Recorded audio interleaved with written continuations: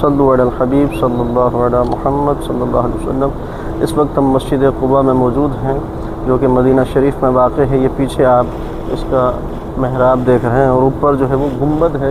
اس گنبد کے اندر ایک گول سوراخ ہے، کالا کالا آپ کو دکھائی دے رہا ہوگا۔ یہ وہ سوراخ ہے کہ جس کے عین نیچے نبی پاک علیہ الصلوۃ والسلام عبادت فرمایا کرتے تھے۔ اس مسجد کے بہت فضائل ہیں جو قرآن و حدیث میں بیان ہوئے۔ قرآن پاک کی آیت لمسجد اسس علی التقوی من اول یوم احق ان تقوم فیہ رجال یحبون ان یتطہروا واللہ یحب المطہرین۔ یقیناً وہ مسجد کے جس کی بنیاد پہلے ہی دن سے تقوی پر رکھی گئی، وہ اس بات کی زیادہ حقدار ہے کہ آپ اس میں نماز کے لیے کھڑے ہوں۔ اس میں ایسے لوگ ہیں جو پاک رہنے کو پسند کرتے ہیں اور اللہ پاک رہنے والوں سے محبت فرماتا ہے۔ اس بنیاد پر اس مسجد کو مسجد تقوی بھی کہا جاتا ہے۔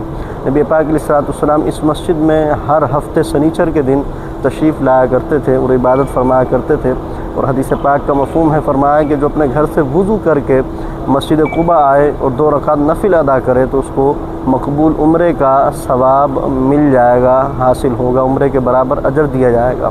تو آپ جب بھی یہاں تشریف لائیں، اللہ آپ کو آنے کی سعادت عطا فرمائے، اللہ پاک آپ کو آنے کی سعادت عطا فرمائے۔ تو مسجد قباء میں آپ نے وضو کر کے لازمی آنا ہے اور 2 رکعت نفل بھی ادا کرنا ہے۔ اللہ تعالی ہم سب کا آنا قبول فرمائے۔ السلام علیکم ورحمۃ اللہ وبرکاتہ۔